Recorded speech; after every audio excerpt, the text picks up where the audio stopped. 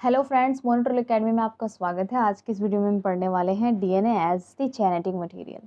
सो friends, आप जानते हैं कि DNA as the genetic material prove करने के लिए कई साइंटिस्ट ने अपना योगदान दिया था, जैसे कि वॉटसन एंड क्रिक थे, जिन्होंने हेलिकल स्ट्रक्चर दिया था हमारा डीएनए का। वो हम वीडियो बाद अगली नेक्स्ट क्लास में पढ़ेंगे। अब हम पढ़ने वाले हैं कि DNA as the genetic material ये किस तरीके से डिफाइन हुआ। इंट्रोडक्शन में पढ़ते हैं हम। DNA is genetic material that carries information from the generation to generation. तो ये जनरेशन टू जनरेशन क्या है? हमारा जो डीएनए जेनेटिक है, डीएनए क्या है? एज अ जेनेटिक मटेरियल है।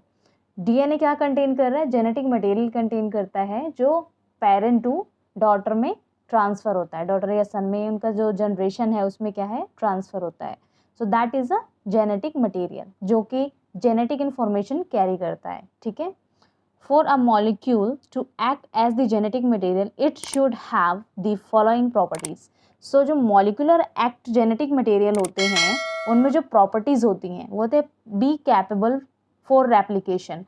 वो capable होते हैं replication के लिए। ठीक है। It should be structurally and chemically stable।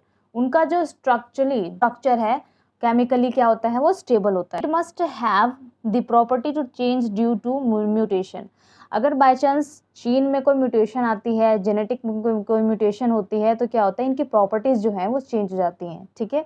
So be expressed in the form of Mendelian characters. So ये एक्सप्रेस करते हैं हमारे मेंडेलियन कैरेक्टर्स को। Although DNA is the genetic material in most organisms, in some viruses RNA is genetic material.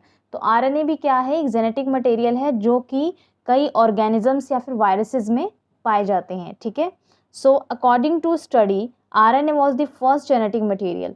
RNA क्या है? First genetic material है। But since RNA is unstable, DNA involve from RNA with chemical modifications and it is more stable and carry more genetic information. तो DNA क्या है friends? ये more stable है rather than RNA. Frederick Griffith experiment. तो Frederick Griffith का experiment क्या है friends? जो ग्रिफिथ हैं वो परफॉर्म किया था उन्होंने एक एक्सपेरिमेंट 1928 में। He was working with Streptococcus pneumonia. Streptococcus pneumonia एक बैक्टीरिया है जो क्या कॉज करता है? निमोनिया कॉज करता है। He is identified 2 strains of bacteria. इन्होंने 2 स्ट्रेन्स बैक्टीरिया डिफाइन किए थे, जिसमें से फर्स्ट है आर स्ट्रेन जिसको हम रफ स्ट्रेन भी कहते हैं, एंड एस स्ट्रेन जिसको हम स्मूथ स्ट्रेन भी कहते हैं। ठीक है, smooth colony. So S strain bacteria have a polysaccharide coat which give rise to smooth and shiny colony. So S strain is virulent and causes pneumonia. तो S strain जो bacteria है friends, उसकी जो प्रॉपर्टीज़ है वो कुछ इस तरीके से है, क्योंकि उनके ऊपर पॉलीसेक्राइड कोटेड लेयर होती हैं जो कि स्मूथ होती हैं और शाइनी होती हैं। ठीक है। और ये वायरुलेंट है। वायरुलेंट का मतलब ये होता है कि ये किसी भी ऑर्गेनिजम्स में, ह्यूमंस में, बैक्टीरिया में इन्फेक्शन कॉज कर सकती है। So the R strain lack of polysaccharide coat. इसमें ना पॉलीसेक्राइड कोट की कमी होती है और इसकी कॉलोनी जो है रफ होती है। आर स्ट्रेन नॉन वायरुलेंट है, ये किसी भी ह्यूमंस में, एनिमल्स में डिजीज कॉज नहीं करते। तो Griffith he perform the following experiment with these bacteria and so the different observation. तो क्या होता है फ्रेंड्स कि इन्होंने क्या किया? कई सारे एक्सपेरिमेंट किए और हमें ऑब्जर्वेशन शो किया like this. So S strain को इंजेक्ट किया गया माइस के अंदर और माइस ने डेवलप किया निमोनिया और वो डाई हो गया। ठीक है, मर गया। सो देन आर स्ट्रेन को हम इंजेक्ट करते हैं माइस के अंदर एंड माइस क्या होता है? वो लाइव होता है। ठीक है, जिंदा होता है। अब क्या किया इन्होंने कि हीट किल कर दिया। एस स्ट्रेन को क्या किया इन्होंने? हीट किल किया। सो इंजेक्ट किया माइस के अंदर, तो माइस क्या है? वो लाइव रहा। सो ग्रिफिथ ने फाउंड किया था कि that is a heating kill the bacteria. So Griffith found कर रहे थे कि हीट किल करने से बैक्टीरिया क्या है?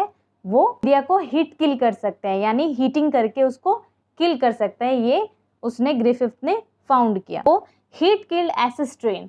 अब क्या है? हीटेड किल्ड एस स्ट्रेन को लिया गया और उसके आर स्ट्रेन के साथ मिक्स कर दिया गया। ठीक है, फिर इनको इंजेक्ट किया गया माइस के अंदर। सो माइस डाई। हाउ? सो कंक्लूजन ये निकला एक्सपेरिमेंट का, they concluded that the R strain had been transformed by the heat killed S strain। तो R strain क्या है? वहाँ से जो ट्रांसफॉर्म हुआ heat killed S strain में, उसमें क्या था कि this happened due to the transfer of a transforming principle from the S strain to the R strain which made the R strain virulent। तो क्या हुआ फ्रेंड्स कि जो हमारा S स्ट्रेन था, S स्ट्रेन क्या है हमारा स्मूथ स्ट्रेन वायरुलेंट था और R स्ट्रेन क्या था नॉन वायरुलेंट था। तो जो S स्ट्रेन का हीट किल्ड था, इसमें क्या हुआ कि माइस लाइव था, ठीक है। R स्ट्रेन में क्या हुआ, R स्ट्रेन में जब आया तो हीट किल S स्मूथ जो था वो R स्ट्रेन के साथ जब मिक्सअप हुआ तो जो इसका डीएनए है, ठीक है, इसका डीएनए इसके साथ मिक्स हुआ और क्या हुआ यहाँ पर जो है आरएनए प्रोटीन का कोई रोल नहीं था, सिर्फ डीएनए का रोल था, क्योंकि डीएनए क्या है जेनेटिक मटेरियल है, वो एक जनरेशन से दूसरे जनरेशन में ट्रांसफर होता है। तो जो वायरुलेंट का जो डीएनए था वो क्या हुआ आर स्ट्रेन के माइस के साथ जो कंपेयर हुआ तो वो क्या हो गया, वो उसको डाई कर गया, ठीक है, वो माइस मर गया। सो यहाँ पर क्या है कि जो ये क्या है आर स्ट्रेन को वायरुलेंट कर देता है। हीट किल एस स्ट्रेन के साथ जब आर स्ट्रेन मिक्स हुआ तो वहाँ पर जो ट्रांसफॉर्मिंग प्रिंसिपल है वो ट्रांसफर हुआ एंड देन क्या हुआ कि जो आर स्ट्रेन थी वो भी वायरुलेंट हो गई, ठीक है। सो ऑल दो significant his observation did not identify the biochemical nature of the transforming principle. तो ये इस वाले एक्सपेरिमेंट से ये आइडेंटिफाई नहीं हो पाया कि जो बायोकेमिकल नेचर है ट्रांसफॉर्मिंग प्रिंसिपल का वो क्या है, ठीक है। तो इसके लिए और कई सारे साइंटिस्ट आए, जैसे कि हमारे Avery, MacLeod, McCarty experiment थे। तो वो एक्सपेरिमेंट हम नेक्स्ट वीडियो में पढ़ेंगे फ्रेंड्स। अगर आपको इस वीडियो में कोई डाउट है, कोई क्वेश्चन है तो आप कमेंट बॉक्स में पूछ सकते हैं फ्रेंड्स। मिलते हैं नेक्स्ट वीडियो में। Thank you so much.